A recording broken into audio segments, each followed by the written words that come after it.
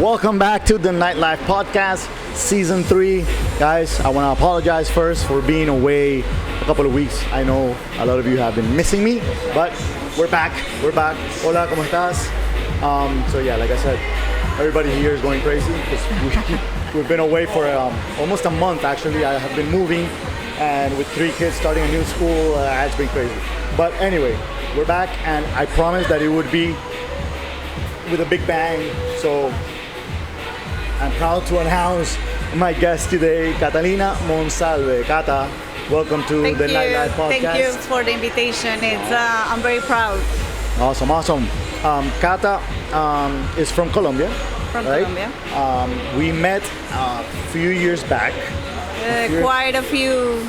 Yes, let's not say exactly a number. We don't go back there.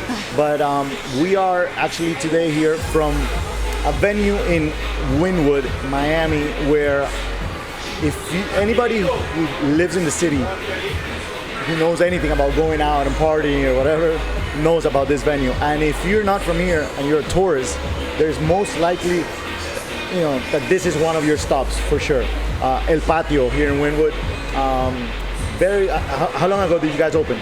We opened in December 2015.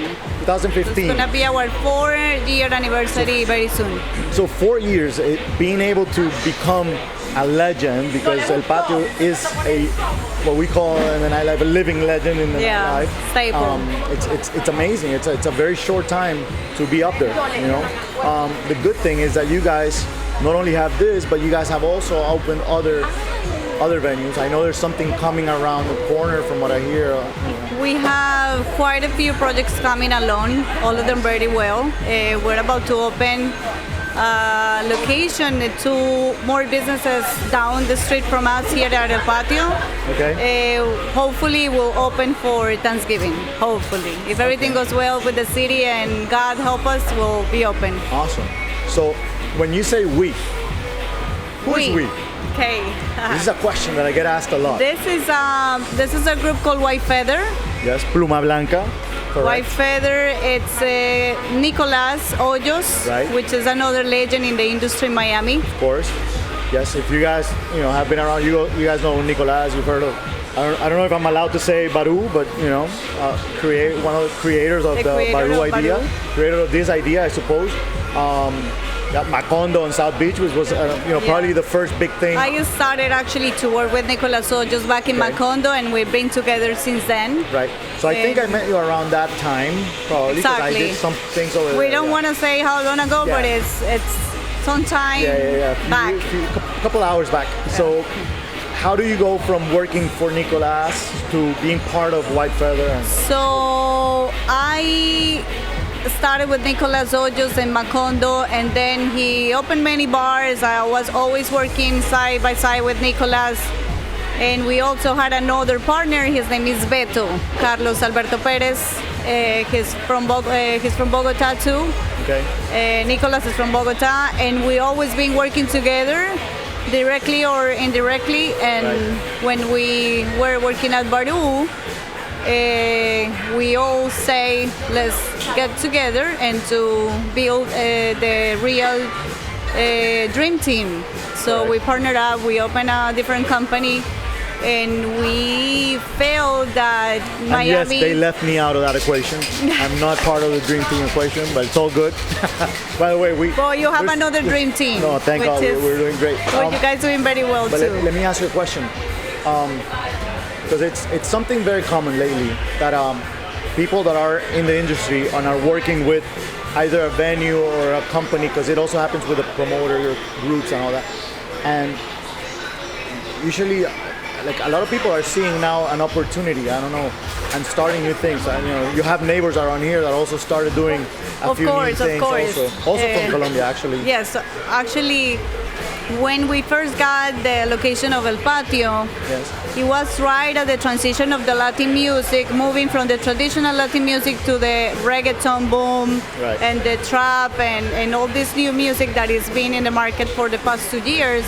So we came to El Patio on the right moment. And was it a lucky shot, or was that part of the we whole embraced the new trend. We embraced it, and it was a complete success. And I think that's our biggest success in El Patio, that we changed the music, the traditional Latin music that we were playing before. We changed this tradition and we embrace the new upcoming music industry, and we put it in place, and it's been successful since then. And every time in any change that the music makes, we'll embrace it. Take advantage of that. Exactly, we always take advantage of that. You know, one thing that I was actually talking about it a couple of minutes back. When I walked in here, I get that vibe. One of the venues we had for a long time, 13 years on Key Biscayne, was Yahe, Southport, Madhouse. And the vibe that you had there, it was just the whole outdoor experience, and the music being different from everybody else, and doesn't have to be what's on the radio only, and exactly, and, all those things.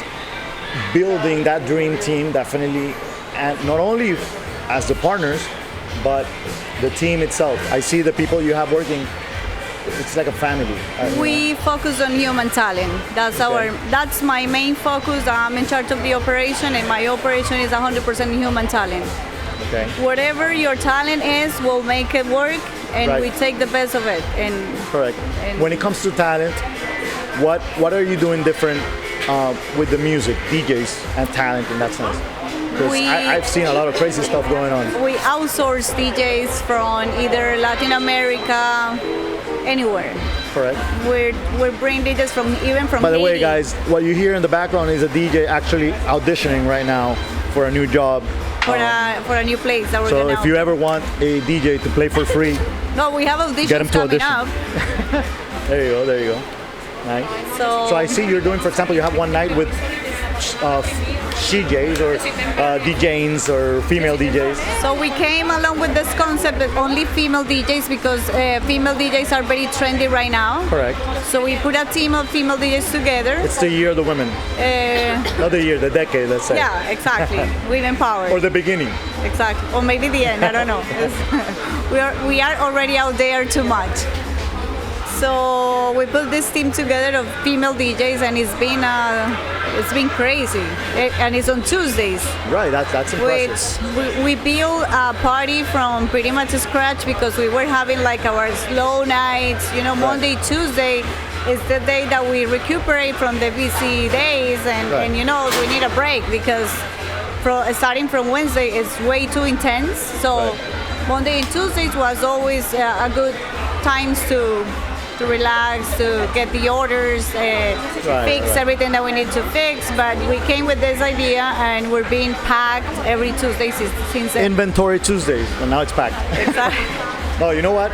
As a matter of fact, the first thing that I think you guys were put on the map hugely was your Sunday there. Yes. I know there was Toto was a big part. Mr. Yes, Power. actually, this is an idea that I pretty much told Mr. Power that I was gonna steal from him, and I stole it. He's a Grammy-nominated DJ, and Grammy winner. And he wanted to do a party in his studio with Sancocho, and he wanted to be the DJ and play. And then I told him, listen, let's do the party at El Patio, and we do it every Sunday.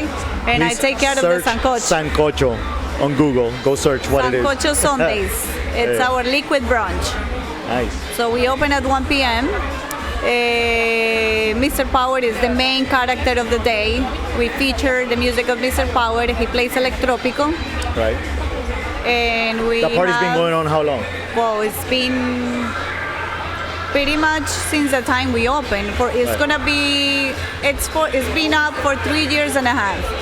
Wow. So I don't want you sharing sales numbers, but about how many people you put in here on a Sunday? On a Sunday, we put in rotation 2,000 people coming in and out. So imagine that, having a Sunday that starts during the day, the entire based week around a sancocho. Most Latin countries understand what it is, but I know you guys in Toronto, you guys in Australia have no idea what it is. So go search sancocho. But it's basically a stew. And it's with the idea that you party hard on Saturday, and in the morning you wake up, you go to El Patio, and you have your recovery soup, and you're fine and continue partying until 3 a.m. It's the best way to fix it. Exactly. Definitely. So you build a Sunday that's huge. Then you go on to now you go into, I mean, Friday, Saturday is always a kind of a given in a way, you know. It's a given during the night, but we found a way to build a day party. Right. So Saturday we open at 2 p.m.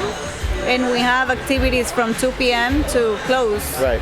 And it's also. I think you're the only venue that has this happening. We are the only ones who have a daytime party. All right. And I have mentioned before that there's a trend for that. People are not into going out so late, and I mean in our time, which I'm not gonna say when it was, people were a lot about after hours. Exactly. Now it's more about pre and going home earlier and getting up early the next day, and even maybe another party the next day, but during the day. And so it's a weird trend. And I always say it's not that the nightlife is dying. It's just that it's evolving. It's changing. It's changing, and people entertain completely different. Right. They like different things. They interact with the places completely different than before.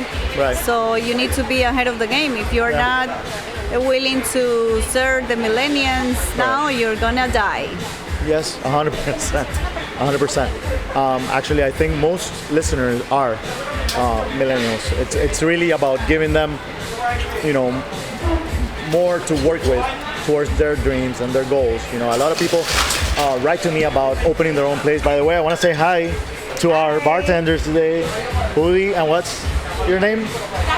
And Catherine. They're going to be in the background, so guys, please try to keep your eyes on us. All right. Actually, I need a drink. Me too. Is there anything that you guys? I'm sure there's many things you recommend, but what's going on here? What do I want? Since you like whiskey, I'll make you like a mojito with has a little bit of peach schnapps, a sweetness into it. And then for you, something with vodka. And I want my favorite one. The one you always give me. Your favorite wine? The Rosa Salvaje. Okay, for sure. Okay. So the reason she says since you like whiskey is because I have been served by her a few times. Quite a few. Yeah. Actually, you work with us also. I do the hiring on my side when I'm on the ownership. All the casting and all the picking. I don't take care of after. I try to put that aside separately with GMs, but there's something I look for the people that, you know, when I'm building the team, the family, and that's one of the reasons that I feel that you guys have that down packed, is because I look around, I see the people that you guys have, and it is the people that I would be considering, and I also get some new surprises with people that I didn't know that you guys discovered. So it's cool. Actually, they grow up with us and they develop their business. Right. Skills and management skills too, and we help them to grow personally and business-wise. So that's what I was going to ask. How do you keep them excited about El Patio and the whole, not just El Patio, but the other ventures, other venues? First of all, paying the right money. True. Respecting the pay days, because it's important that they get paid on time. Getting paid is good. Getting paid on time, much better. We have a lot of flexibility with our employees. We let them travel. You know, when you travel, you know the world, you know what's out there. You come with new ideas. So if they want 3 days to go travel, go ahead and do your thing and come back whenever you want. Right. So that opens the minds and the eyes of everybody when you travel around the world. You can tell for the amount of time I spend. Yes, I was going to say that. You're usually not here. But you know what? Every place we go, partners, employees, bartenders, every person that travels here, we always have something to share. Right. And a new experience to implement, a new idea. I went to New York and I saw this activity at the table. Why don't we work it out here? Right. So it's great. We embrace it. Right. And I think it's amazing because this job is a lot of times, a lot of hours. It's our place specializes in high volume. Right. So it's super difficult to work here, very hard. So it's amazing that they can spend their free time in something that they really like. Yeah. You know what? I actually, a few years back, Nicolas came up to me and said, I have an idea. and he told me it wasn't even there was no Wynwood happening yet, and he told me, what if we open something and you guys open something and we get somebody else and everybody goes and opens something and we create a new destination somewhere else. At the time we were looking at downtown because downtown was dead, and you know where Ceviche 105 is, in that street. We were talking about that street, and I was like, that is the smartest thing. Like seriously, just creating a new destination outside of Brickell because the rent was so high at the moment. It was, all those things that you had to put into consideration. Wynwood was not in the question at the moment, but then I guess that's kind of what you guys have created here. It was hard at the beginning because when we wanted to open a Latin place, nobody believed that we were gonna be success. Right, because I mean, to put it out there, Wynwood, the area where they're in, it's I don't know, it's trendy. It's I don't know, is it hippier? It was kind of a hipster, but didn't have a personality well developed, so everybody got a little hectic about the idea. And then when we showed the business plan, everybody at the end say, no, I'm not sure. And well, we finally found an investor, and we opened up the place, and it's been a blessing. Right. Since the day one. So. But I think what we did here in El Patio, we built an audience. It was really hard because we were the only ones bringing people to the area. Right. And we spent a lot of money in marketing. We spent a lot of money in alcohol because we gave away, you have no idea how many beers, how many alcohol we gave away just to bring people to the area. What was that Sunday special you had for the beer? We have 5 beers for $5. So we have a dollar beer. So it was a $1 beer, but you had to buy 5 at least. We still have a $1 beer at the moment. But when we opened, I was buying beer for $1 and almost 40 cents. So I was losing 40 cents per beer. Correct. And now... Hey guys. Thank you. So I hope you go enjoy both of our favorite drinks. What is the name? This is a Queen Bee. As Jack Daniels, it is a sort of a mojito. And this is a Rosa Salvaje. Cheers. So, salud. So I apologize in advance for whatever's coming. Wow, that's good. So we... So tiene mora. Tiene un sabor raro. Peach nuts. There you go. Nice. So we spent a lot of money in marketing, and I was actually losing money for every beer that we were selling. Right. But in our brain, in my mind, was this is a marketing investment. It's not. I'm not losing money. 100%. Yeah. So how many people came for that? Everybody was talking about it. Right now, we buy 600 cases of beer a week. And so now you set the price. And we buy beer for 50 cents, 60 cents. The maximum I pay for a happy hour beer is 72 cents. Right. This is my highest price for happy hour beer. Yeah, it's all about volume. Exactly. Yeah. So yeah, you can do specials if you have the power to do specials. Definitely. I was gonna say something and I just got out of it, but the whole point is you brought this new audience to this area in general.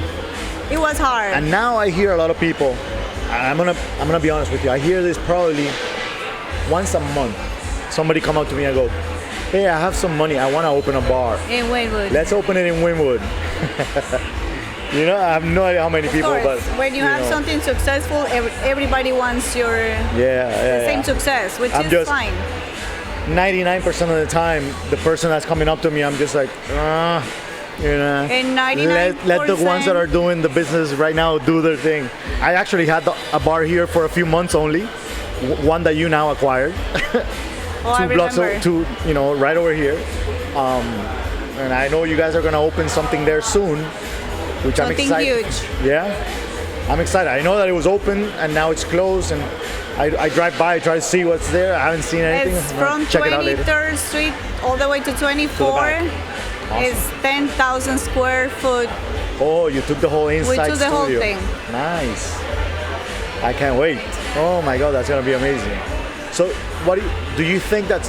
I mean, I don't know what the whole project is, what you're gonna do in there, but do you think it might take away from what you have here, or are you staying away from what this is completely? Well, like what I'm saying, we build an audience from zero in Wynwood, and now we're sharing the audience that we build with everybody else. But I think since everybody's doing marketing at the same time, now the marketing efforts are way bigger than before, and Yeah. I think there's maybe 3 times the people that we were able to bring. They're out there, Right. and I still believe that there's business for everybody. Oh, yes. And let me ask you, truthfully, the relationship with the neighbors right now, and I don't mean next door, in general, because the competition has become in Wynwood. Difficult. No, and it's become, everybody wants to copy what you guys created, It's correct? I see it. You know, and that's one of the things I'm like, I don't want to go there to be another. You know, like I walked in here and I felt like back in when I had South Fork, Madhouse, and Key Biscayne, and I felt that vibe. But I don't want to come here and try, now that you guys have that, I don't want to be the guy that comes and tries to take it, you know what I mean? Like, I'd No, rather you know, come here and say, let me build something different and let's work together for the area. exactly. But it's difficult because, like I said before, if you have something good, something successful, people want the same success want a big piece as of you. it. Exactly. The issue is they want most of it. If we create the trend, I love it. That Right. means that we're doing something right. Correct. It's just like confirmation that our concepts are amazing, works. Right. that we have the best music. It's a little bit annoying because when every time a neighbor open a bar, they want to take our DJs, they try to get our staff, but we have everything under control, so it's fine. I'm gonna be upfront with you. As we were recording, camera shut off for a second, and we said, you know what? While it comes back on, we're gonna walk around and we're gonna check out something that's coming. And she showed me around, and I got to see something that's coming soon to the area. And if I were in the area, I mean, it's definitely, it's new, it's different. It's different. It's a scary venture, and you know what? That's one of the things that I would definitely always recommend to anybody that's getting into this. If you don't get a little bit nervous, I am. then it's probably not a good idea, right? I'm very nervous. I mean, if it's something that you go like, oh yeah, I'm gonna open this, and it's so easy, like all those people that call me and say, I want to open a bar in Wynwood because it's so easy. No, it's not that easy. It's not at all. Don't think that everybody's gonna be doing El Patio, numbers and having 7 successful days in the week. And no time for inventory. But it's all part of the whole. It starts from the beginning, Exactly. from the creative process, the idea, putting together first the family that's going to be part of the business. Don't do it alone. That's one thing I always say. Don't get into this crazy business by yourself. I would definitely always recommend that you have partners. You need to have a purpose. You need to have a Yes. purpose for everything you do. You need to have a storytelling in everything that you do, and you need to bring your story out there and make Correct. it authentic and make it your own. Correct. So, all right. What do you see in the future? What is like that big idea, big goal that you guys have as a company? Well, we have already on the plate big projects coming up for the upcoming years. what year is it? 2019? 2020 is going to be big for us. We're opening an entertainment complex in downtown. Wow. Downtown Miami is also changing. Mm-hmm. It's a new upcoming area. Right. A lot of the well-known groups, entertainment groups, Right. are going to downtown right now, and we want to be the first group to go and bring the helps to the downtown revival. Yes. So hopefully, every city in this country it evolves around downtown. Exactly. And there's Except something. for Miami. Yes, there's something wrong about Miami's downtown. People think downtown is Brickell, and it's not. It's right next to it. No, but it's happening now. There's 2-3 big groups for real estate that they already bought the properties. Yes. And they already are offering the properties for entertainment opportunities, entertainment complex opportunities.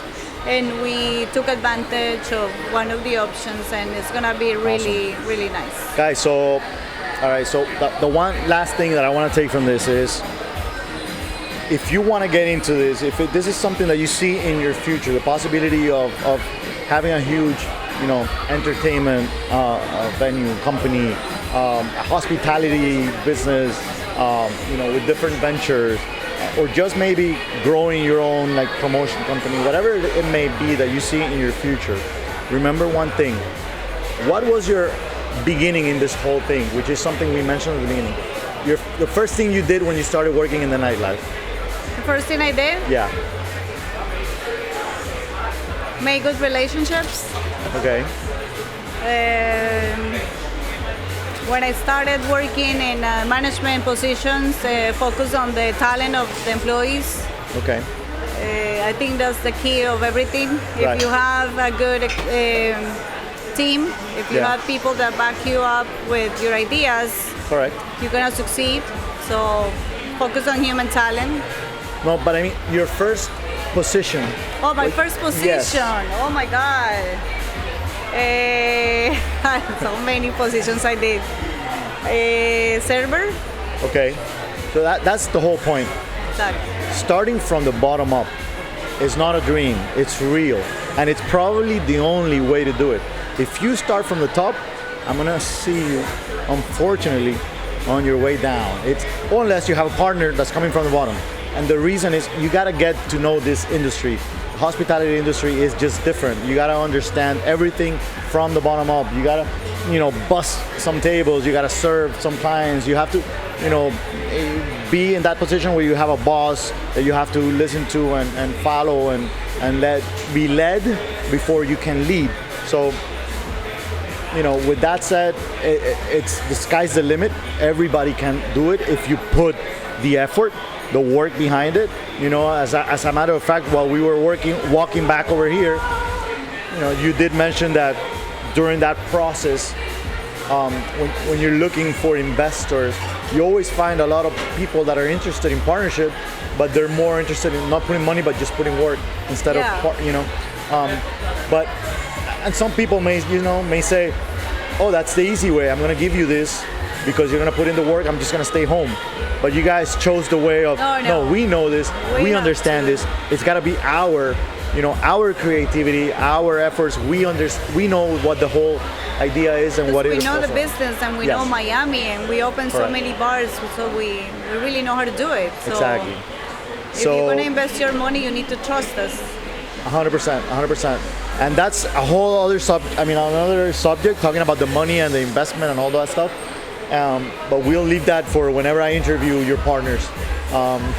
Although they probably hate that part more than anything, the creative guys. But anyway, I wanted to give a shout out also to Nicolás and Alberto, who are part of White Feather. And you guys have done an amazing job. Thank here. You. What I see that you guys are gonna do with the new location, I can't wait for it to open. I'm not gonna say dates or anything, but you can it's say coming. Yes. Pretty close. So, happy Thanksgiving, guys. Start getting ready because this thing is coming. It's coming hard. And now I said at the beginning, if you're in Miami, you're a tourist, you gotta come to El Patio. I'm pretty sure you're gonna have to go by Miami. There you go. You're gonna love it. So Cata, again, thank you so much. Thank you for so your much time. for invitation. Julie left wherever she went. I don't know where she went. She left us. But guys, I will see you next time. Don't forget to, to get the book on Amazon. Follow me on the Nightlife Entrepreneur.